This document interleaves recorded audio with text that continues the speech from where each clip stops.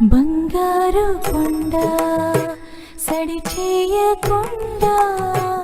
ఎదలోని వెన్న దోచెనే ఈ చోటు లాగి దోబుచులాడి సడి చేయకుండా కాచేనే